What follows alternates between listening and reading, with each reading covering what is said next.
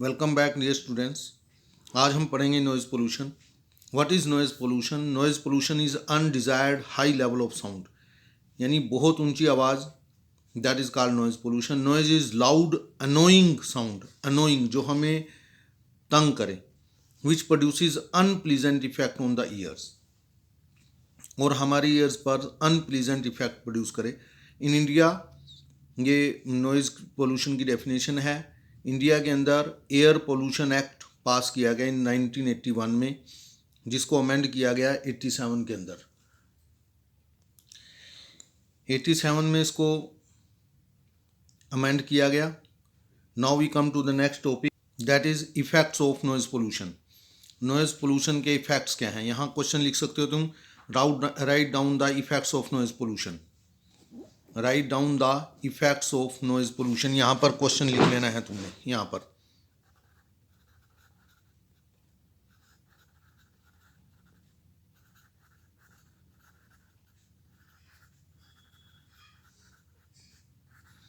ऊपर डेफिनेशन आ गई, यहाँ इफेक्ट्स आ गए। इफेक्ट्स क्या है? नंबर 1, इनकी नंबरिंग कर लेंगे, number 1, number 2, number 3 and number 4। Noise causes psychological and physiological disorder in human beings. Psychological यानी दिमागी परेशानी, और फिजियोलॉजिकल कोई हमारे मेटाबॉलिक परेशानी हो सकती है, जैसे डाइजेशन में दिक्कत हो सकती है, हार्ट में दिक्कत हो सकती है, लाइक दिस दैट बीपी बढ़ सकता है। A brief exposure to extremely high sound, अगर बहुत ज़्यादा ऊंची आवाज़ है जो 150 डीबी से ऊपर है, तो उससे हमारे जैसे हमारे जो हैं ईयर ड्रम, कान का पर्दा, वो फट सकता है। तो briefly exposure to extremely high sound that is 150 dB और more generated by takeoff of a jet plane. जब जेट प्लेन उड़ता है, रॉकेट उड़ता है, उस टाइम इतनी आवाज़ आती है। May damage eardrums, thus permanently impairing hearing ability, जिससे हमारी सुनने की क्षमता हमेशा के लिए जा सकती है। नंबर 3, ऐसा नहीं है कि एक बार में ऊंची आवाज़ का ही ऐसा फ़र्क पड़ता है। कई बार क्या होता है, हम धीमी आवाज़, लगातार आवाज़ आ रही है, कोई मशीन चल रही है लगातार, और हम काफ़ी लंबे अरसे से उसको सुन रहे हैं, उससे भी लॉन्ग टाइम में ऊंची आवाज़ तो एकदम ही हमारा कान के पर्दे को फाड़ सकती है। लॉन्ग टाइम में जब ऊंची आवाज़, जैसे हम हर टाइम कानों में ईयर फ़ोन लगाकर हम ऊंची आवाज़ में गाने सुनते रहते हैं, तो उससे लॉन्ग टाइम में, लॉन्ग रन में हमें हमारी सुनने की क्षमता कम हो सकती है। तो इवन क्रोनिकल एक्सपोजर, क्रोनिकल का मतलब लंबे समय तक, to a relatively lower noise, कम आवाज़ भी ऑफ द सिटीज़ में permanently damage hearing ability of the human, उससे भी हमारी सुनने की जो ताकत है वो जा सकती है, सुनने की क्षमता। नॉइज आल्सो कोजेज स्लीपलेसनेस, ये स्लीप है, स्लीपलेसनेस यानी नींद ना आना। Increase heart beat, heart beat का बढ़ जाना। अल्टर्ड ब्रीदिंग पैटर्न, ब्रीदिंग, सांस कभी तेज कम।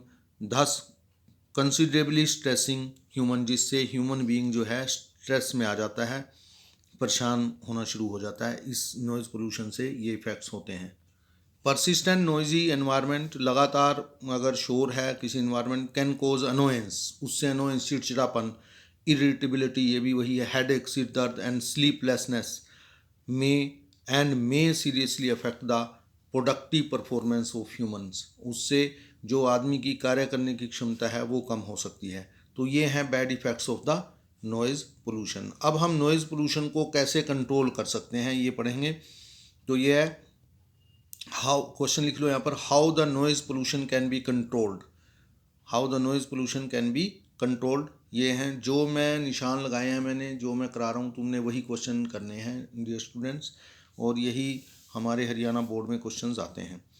Reduction of noise in our industries can be affected by use of sound absorbent material और बाय मफलिंग नॉइज़, मतलब हम नॉइज़ पोल्यूशन को कम कर सकते हैं, that is sound absorbent material लगाकर, ऐसा मटेरियल जिससे जो साउंड की जो है फैलाव कम हो जाए, वो अब्जॉर्ब कर लेते हैं हम अपने अंदर।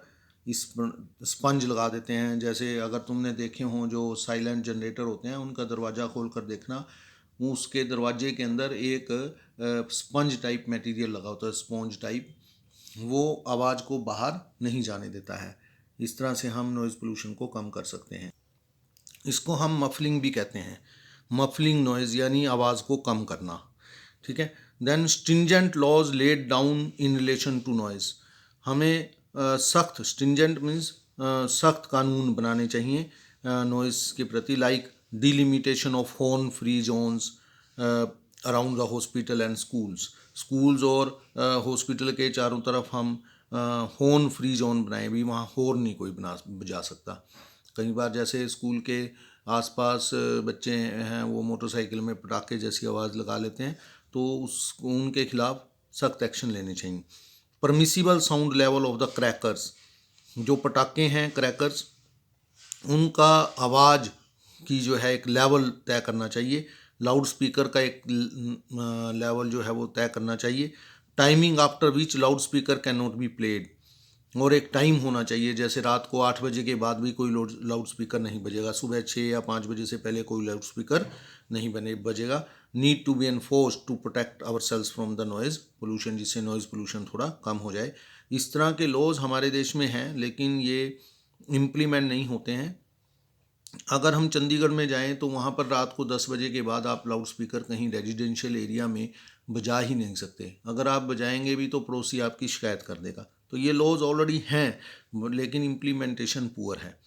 India enacted air prevention and control act 1981 and noise pollution has been declared as offence. इसी एक्ट के अंदर, एयर पोल्यूशन एक्ट के अंदर नॉइज़ पोल्यूशन को रखा गया है, और नॉइज़ पोल्यूशन को भी एक ऑफेंस जो है माना गया है। Then we come to the next topic, that is called water pollution and its control. Water pollution क्या है? देखो, डिग्रेडेशन, हमने पहले बताया भी, किसी भी अनडिज़ायरेबल चेंज को, चाहे वो एनवायरनमेंट में पानी में हो अनडिज़ायरेबल चेंज, हमने अभी देखा नॉइज़ के अंदर हो अनडिज़ायरेबल चेंज, चाहे वो सोइल के अंदर हो, कोई भी ऐसा चेंज जिससे वो ख़राब होती हो चीज़, डिटीरियोरेट होती हो, उसको हम पोल्यूशन कहते हैं। अब वाटर की बात करेंगे तो वही, water pollution is degradation of quality of water, यानी पानी की क्वालिटी में कमी आना, डिग्रेडेशन ड्यू टू किसी के कारण भी एडिशन ऑफ सब्सटेंस हो सकता है, जैसे सिल्ट, उसमें मिट्टी मिल जाना, केमिकल्स के कारण मेटल्स हो सकते हैं, वो केमिकल इनऑर्गेनिक ऑर्गेनिक कोई भी, और अदर फैक्टर में हीट, यानी जैसे थर्मल प्लांट से गर्म पानी जब किसी वाटर बॉडी में गिरता है, किसी पॉन्ड में गिरता है, नदी में गिरता है, तो उसमें वो पानी गर्म हो जाता है उस जगह का, मतलब नदी का पानी या फिर पॉन्ड का पानी गर्म हो सकता है। उस गर्म पानी में फिर जो ऑर्गेनिज़म है, जो उनकी उसमें ऑर्गेनिज़म है, उनकी वैरायटी में फ़र्क पड़ सकता है, वो मर सकते हैं, नए तरह के ऑर्गेनिज़म पैदा हो सकते हैं। तो लाइक दिस, तो कोई भी इस तरह का change that is called which make it unfit for human consumption, that is called water pollution. Water pollution में भी नेचर में भी होता है अपने आप, जैसे एक पॉन्ड है तुम्हारे गांव में ही है, उसमें पानी जब बारिश होती है, बारिश के साथ जो मिट्टी बहकर उसमें चली जाती है, दैट इज आल्सो वो नेचुरल वाटर पोल्यूशन है। तो एडिशन ऑफ क्ले, मिट्टी, सिल्ट, वही होता है। Run of and leaching, run of पानी जो बह कर आ जाता है उससे।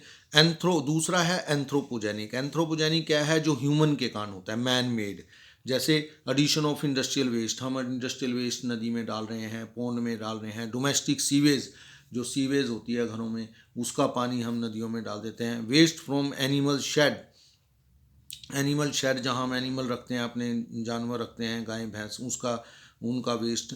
एंड स्लोटर हाउसेज होते हैं जहाँ पर ये बूचड़ खाने, जहाँ पर जानवरों को काटा जाता है, उसमें से जो वेस्ट है कई बार वो नदियों में डाल दिया जाता है। पेस्टिसाइड, फर्टिलाइज़र, ये सब वाटर पोल्यूशन है। तो दो तरह का वाटर पोल्यूशन है, हम याद करें, नंबर 1 नेचुरल एंड नंबर 2 इस तरह से एंथ्रोपोजेनिक। नेचुरल क्या है? जो नेचर के द्वारा होता है, ये कारण है। दूसरा है नंबर 2 एंथ्रोपोजेनिक, जो मैन मेड होता है। Now we come to the next question. ये लिखा है, what are various constituents of domestic sewage.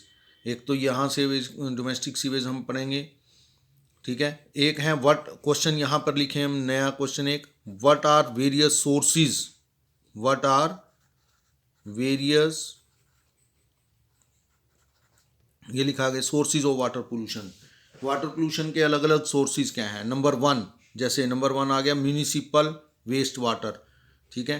And then ये जो म्यूनिसिपल वेस्ट वाटर है, इसके यहाँ पर डोमेस्टिक सीवेज भी इसको बोलते हैं। तो ये क्या है, म्यूनिसिपल वेस्ट वाटर जो है उसमें देखो क्या होता है, उसमें liquid waste active such as kitchen का हम सब्जी धो रहे हैं, ठीक है, या हमने चाय बनाई उसके जो बर्तन धो के हमने डाल दिए, ये इस तरह का वेस्ट किचन से जो वेस्ट होता है। टॉयलेट वेस्ट, नहाने का पानी है, या फिर सीवेज का पानी है ये। And other household waste water are discharge directly into river और into large water body near by.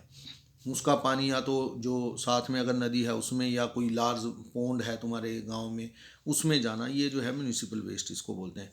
ए मियर, ये बड़ी इंपॉर्टेंट लाइन है, देखो, ए मियर 0.1% इम्प्यूरिटीज, यानी 0.1%। अगर हम 0.1% का मतलब क्या है भाई,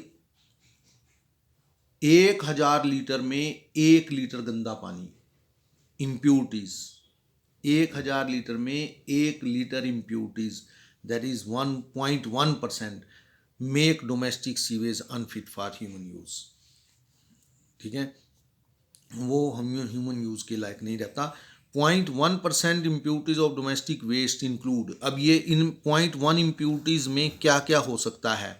नंबर 1, सस्पेंडेड सॉलिड हो सकते हैं। सस्पेंडेड सॉलिड क्या है, जो पानी में नीचे नहीं बैठते, अगर हम पानी को खड़ा कर दें वो नीचे नहीं बैठेंगे, तो उसमें तैरते रहेंगे, सस्पेंडेड वेस्ट। सैंड सिल्ट हो सकता है उनमें, एंड क्ले, ठीक है, मिट्टी है ये। तो these settle down if water is kept undisturbed for some time, अगर काफ़ी देर हम पानी को रखें तो इनमें से कुछ, सारा नीचे नहीं बैठेगा, कुछ उसमें से बैठ सकते। कोलोइडल मटेरियल, फीकल मैटर, ये है कोलोइडल और faecal metal, bacteria, cloth and paper fibres. Organic matter can be remove through the decomposition, ये मटेरियल है फीकल मेटल जो घुल गया पानी के अंदर, बिल्कुल ऑर्गेनिक मैटर को उसको हम डिकम्पोजिशन से रिमूव कर सकते हैं। Whereas other colloidal particle are difficult to separate, बाकी कोलोइडल पार्टिकल्स को अलग करना मुश्किल है। नंबर 3, डिजॉल्व्ड मटेरियल, घुलना हुआ, nutrient like nitrate, ammonia, phosphate, sodium and calcium. तो हम ये याद करेंगे 3 तरह के म्यूनिसिपल वेस्ट के पानी में 3 तरह के जो है इम्प्यूरिटीज़ होती हैं। सस्पेंडेड सॉलिड होते हैं, कोलोइडल मटेरियल होता है, डिजॉल्व्ड मटेरियल होता है, ठीक है। सस्पेंडेड में सॉलिड नीचे बैठ सकता है, कोलोइडल उस नीचे नहीं बैठता है, और डिजॉल्व तो बिल्कुल घुल ही गया है। तो आज हम इतना करेंगे डियर स्टूडेंट्स, बाकी हम कल कराएंगे। Thank you.